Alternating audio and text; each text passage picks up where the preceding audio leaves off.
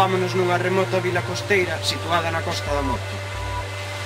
Viñemos ata aquí conmovidos pola durísima historia dun home que era todo unha lenda e agora vagabundea polos supermercados pedindo limosna. Recentemente chegou a nosa redacción unha grabación que data do 2003 e nos puso unha letra.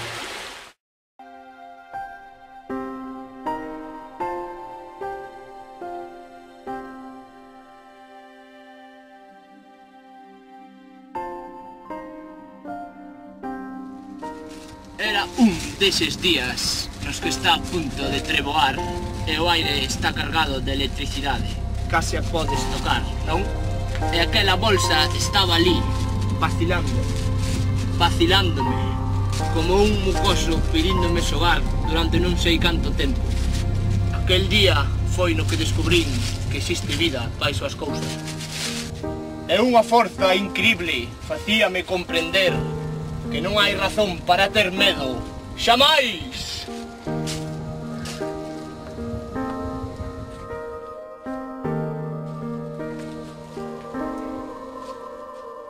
A veces hai tanta beleza en Vimianzo que sinto que non aguanto. O meu corazón estremécese. Por eso, deixei a petanca. Os enrueiros falamos dun tema de actualidade: fama e adicións, o globo da popularidade. Un globo no que todo suma e finalmente rebenta. E que pasa cando rebenta? Que hai despois? A estas e a outras preguntas máis intentaremos dar resposta no programa de hoxe. Hoxe en Rueiros, Igor, o vagabundo.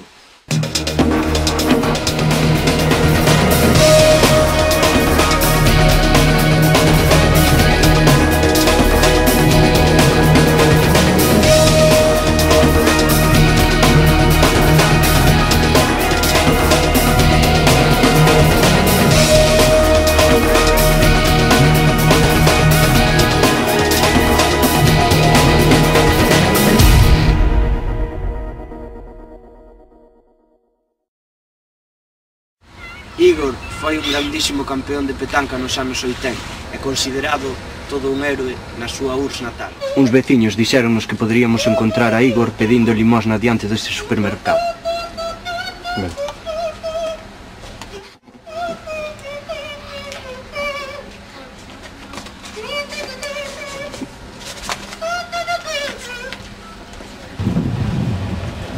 Venida, dejántelas. Eso din por aí. Como vai o día de hoxe? Todo nos mellores. A xente que? Deixalle moitas moedas ou non? Sabes? Pois parece que moitas non. Leva moito tempo nesta situación? Unha hora desde que abrí o supermercado. Non, home, non, refírame se leva moito tempo pedindo. Xa nin me acordo. E canto saca cada día? Moi pouco, tirando a nada. E por que está pedindo vostede? Nada, circunstancias da vida. Vostede tiño todo, non? Era unha marioneta. Igor inaugura isto, invirta aquí, a padriña, e despois a prensa húndeche, con rumores sobre galiñas. Penso que lle gustan moito as pipas. Sí, digamos que estou enganchado. Consume moito? Bastante. E a como están? A canto lle saen? 15 céntimos, 20, o puñado, depende da pureza. Estas son das boas, xa se ve. Cando empezou a tomalas? Creo que foi cando cheguei a España. Nas festas dos meus managers estaban de moda. Vou comer o carello.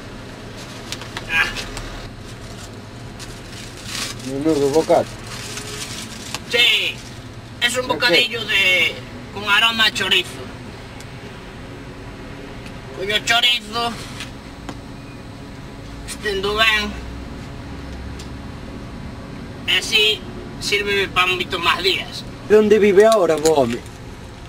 Ahora vivo nun chalé que encontrei. E podería non lo enseñar? Home, por supuesto.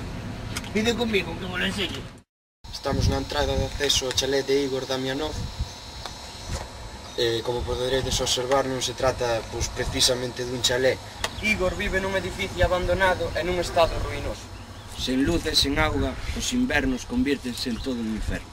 Igor sumérxese nesta triste realidade. A porta principal está pechada, así que entramos pola porta de atrás. Igor! Sí? Que queredes, ah? Que? Ah, sodes vos. Hola, que tal? Vide, que vos enseño a casa. Vide conmigo. Esta é a cociña. Amplia, non? Aquí a nevera. Normalmente jardo aquí mayonesa e leite. Eu estou en contra do butano. O butano é un gas que utiliza o Estado para queimarche a cabeza. Entrache polo nariz e chegache ao cerebro. Así poden usar campañas de televisión para comernos o coco. Este é o baño. Pues nada, aquí meto uns caldeiros de agua. Pégome cada bañillo aquí. Brutal. Vou aí o río Porena. Esta é outra habitación. Ui, vale. Aquí paso a maior parte da miña vida. Séntome e doime moitas voltas a cabeza. Porque que fixen eu para merecerme isto? Bueno, esta é a miña cama. Meto isto da almohada.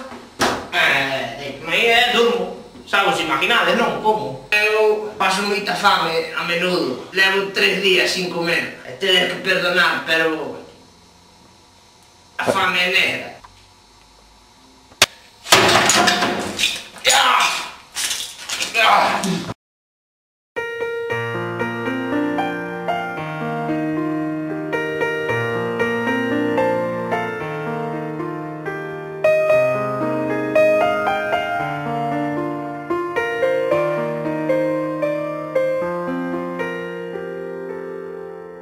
Caí no mundo das pipas por culpa de periodistas como vos. Fundino todo en pipas. Todo empezou no hotel de concentración. Vos sembraxedes o rumor das galiñas. Non podedes entender que só me facían compañía. Bótalle tanto de menos.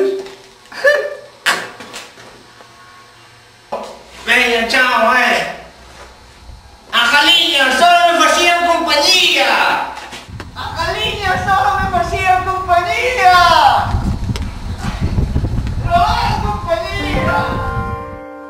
Acostumamos a imaginar que acadar a fama significa estar nunha situación envexable, que nesa situación é moi sinxelo conseguir calquer cousa, ser admirado polos demais, que se nos abren as portas e se prenden as luces por onde camiñamos, que choverán cartos, amizades, amoríos. Sen embargo, non nos decatamos do efímera e adictiva que é, que nos convirte nuns miserables zombis que deambulan sobre un arame practicando funambulismo sen rede. Uns sinxelos solitarios sen almas, pero con mono de popularidade. Vai ser verdade a frase que di: a fama costa superala.